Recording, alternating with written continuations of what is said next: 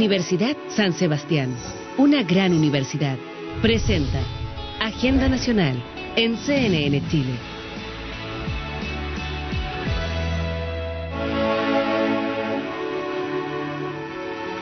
Bienvenidos a Agenda Nacional. Comienza luego de una semana noticiosa con momentos tristes. Vimos el funeral de Daniel Zamudio, masiva la despedida de este joven que fue víctima de la discriminación. 7 años y 10 días lleva en el Congreso Nacional la ley antidiscriminación. Discriminación que es producto de lo irracional, del prejuicio, del actuar desde lo más básico de un ser humano, desde el instinto que no tiene ninguna razón de ser. Hay algunos que dicen que no es necesario esta reforma porque ya está contemplado en la Constitución. El artículo 1 dice: las personas nacen libres e iguales en dignidad y derechos. También dicen que en el artículo 19 de la Constitución se garantiza el bienestar de las personas. ¿Será necesaria esta ley? Hay consenso, a lo mejor, en que tiene que haber una ley, pero las características que debe tener, eso es lo que vamos a discutir en este programa.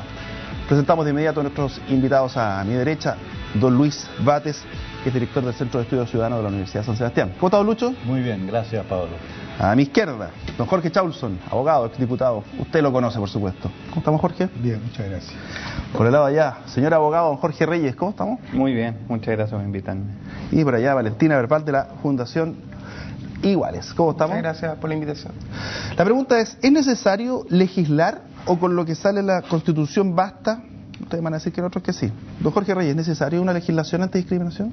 Bueno, la Corte Suprema, durante la tramitación del proyecto de ley de no discriminación, lo dijo en 4 oportunidades, que no es necesaria esta legislación.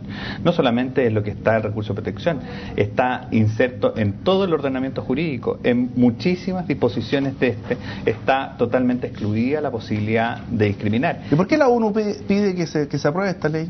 ¿Quién, perdón? La ONU, por ejemplo, urge que se... Bueno, la ONU trabaja no necesariamente con criterios jurídicos, técnicos. Aquí estamos frente a un caso extraordinariamente ideológico, pienso yo, y además la ONU es un resorte ideológico de una tendencia política en esta materia. ¿Por qué ideológico? Bueno, porque aquí el problema finalmente se da en que hay grupos minoritarios de personas que señalan que necesitan esta legislación, pero la verdad de las cosas es que se ha demostrado públicamente que no es necesaria.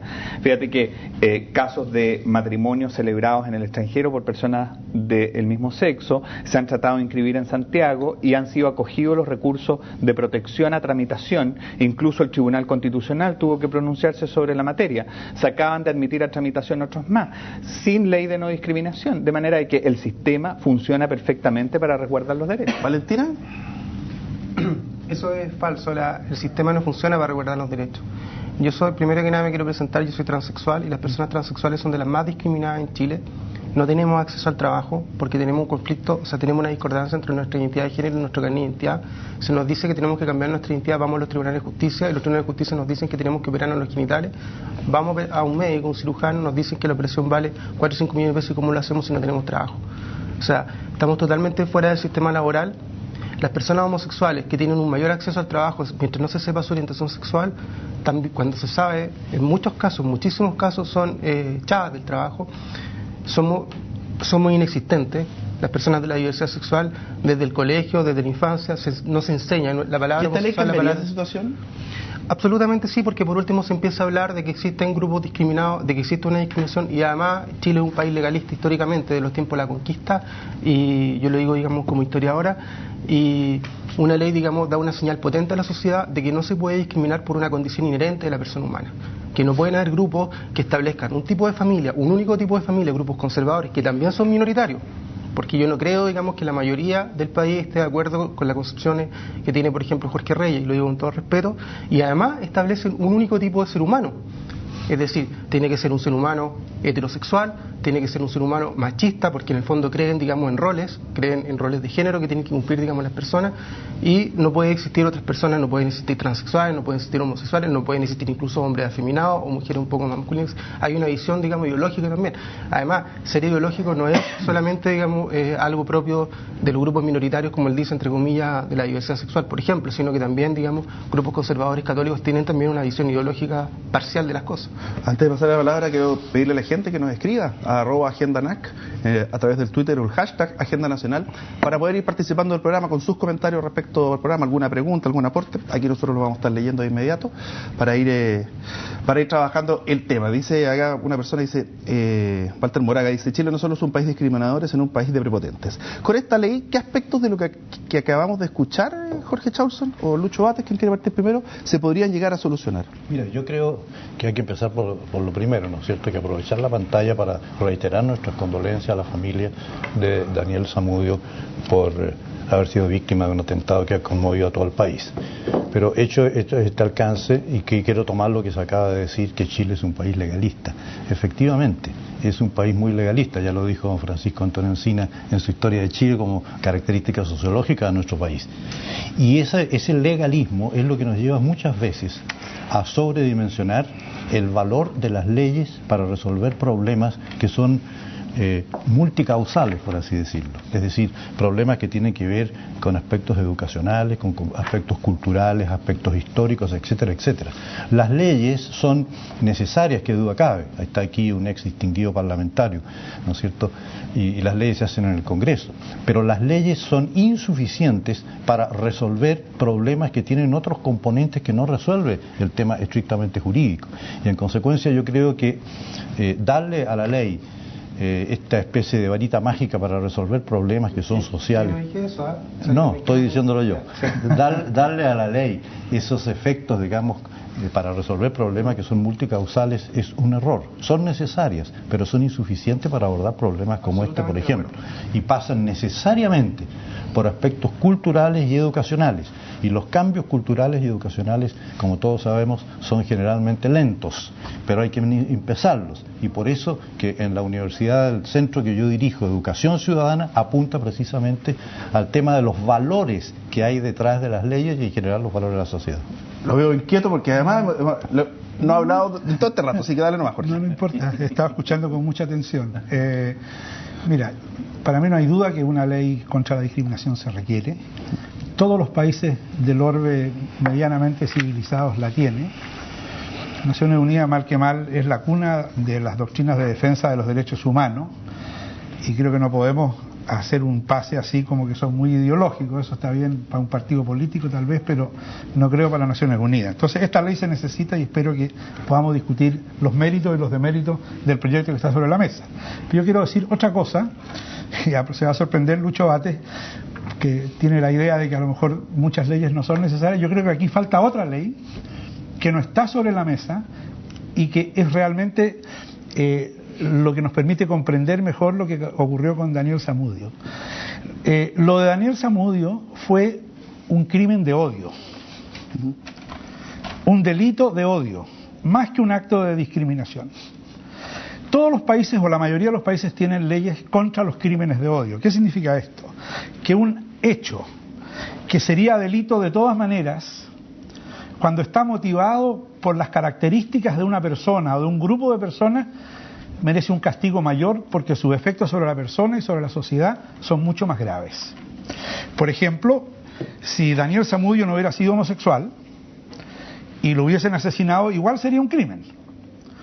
Pero el hecho de que la motivación presunta de los asesinos presuntos, porque todavía no está establecido judicialmente, haya sido su condición de homosexual, los transforma en un crimen de odio. Pongo otro ejemplo. Supongamos que unas personas le prenden fuego a una casa. Eso es delito. Y si en la investigación se descubre de que a los alrededores de la casa habían grafitis contra los gitanos, y que los habitantes de la casa eran gitanos, y que las personas que le prendieron fuego a la casa son los mismos que hicieron los grafitis contra los gitanos, ese delito, que habría sido delito de todas maneras, se transforma en un delito de odio por su motivación, porque la motivación es causarle daño y perjuicio a una etnia o a una nacionalidad, en este caso de mi ejemplo, los gitanos. Y por lo tanto la pena aumenta, perdón, déjame terminar la idea nada más, la pena aumenta sustancialmente. En consecuencia, yo lo que creo que en Chile se requiere urgentemente, junto con una ley antidiscriminación, es una ley que establezca la categoría de crímenes de odio y que eleve las penas cuando la motivación del delito está vinculada a las características de un grupo de personas o de una comunidad. Tengo aquí, él dice, el complejo artículo 2, que ha sido la causa de la discordia, en particular cuando se funden en motivos tales como la raza, etnia, se entiende por la discriminación arbitraria. Se entiende en particular cuando se funden en motivos tales como la raza, la etnia, la nacionalidad, la situación socioeconómica, el idioma, ideología o opinión política, la religión o creencia, la sindicación o participación en organizaciones gremiales o la falta de ellas, el sexo, la orientación sexual, la identidad de género, el estado civil, la edad, la afiliación, la apariencia personal y la enfermedad o discapacidad. ¿Por qué este artículo es tan complejo, Jorge Reyes? Mira, a ver, yo quiero primero hacer una cosa bien loca, digamos. Quiero coincidir con Jorge en esto. O sea, ¿y por qué digo loco? Porque supuestamente yo estaría en otro lado de la mesa. Yo quiero decir que a mí me parece que objetivar respecto de conductas y legislar en materia criminal respecto de delitos que puedan ser homologables a todos los ciudadanos respecto de conductas objetivamente descritas está muy bien. El gran problema de la actual ley que se está presentando es justamente ese, en que no se objetiviza una conducta precisa, sino que lo que se está haciendo es señalar categorías protegidas, con lo que adicionalmente se está dejando de desproteger muchísimas categorías que no era la usanza de nuestra legislación. Por ejemplo, el recurso de protección hoy día dice, se prohíbe la discriminación. ¿Qué se entiende por discriminación? Una diferencia que es arbitraria, no fundada en la razón. ¿Y a quién le toca determinar? A los tribunales de justicia, en este caso a las cortes de apelaciones con un rango superior, cuáles son los casos de discriminación.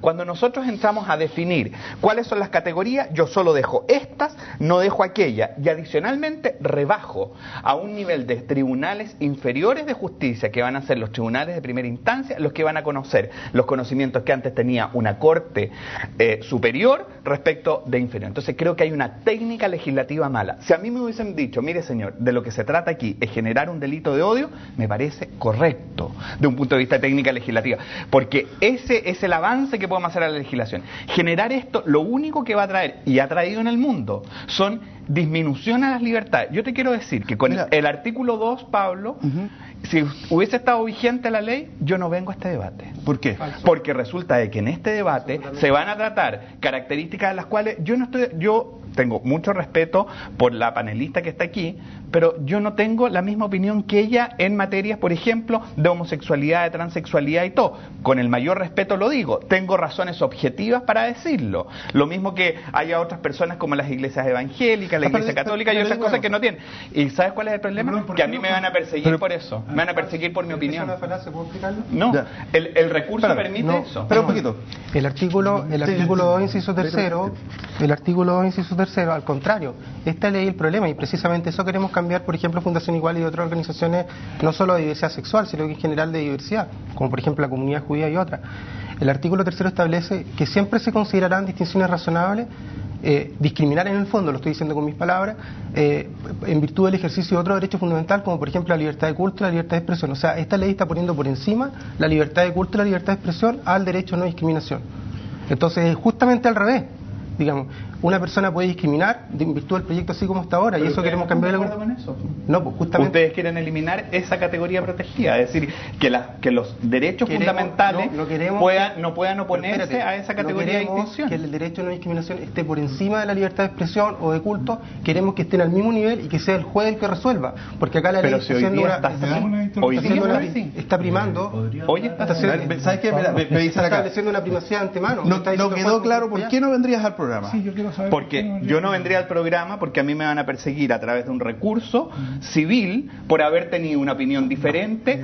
Pero Jorge, es lo que está pasando. Mira, tengo un caso en España. Hay un profesor de filosofía que lo único que dijo que la entidad del matrimonio entre un hombre y una mujer era superior al de la unión entre personas del mismo sexo, y hoy día acaba de ser declarado que no puede seguir haciendo clase en una universidad. Pablo, yo no estoy de acuerdo con Jorge. Yo vendría a este programa en cualquier circunstancia, porque tengo fe en la judicatura chilena.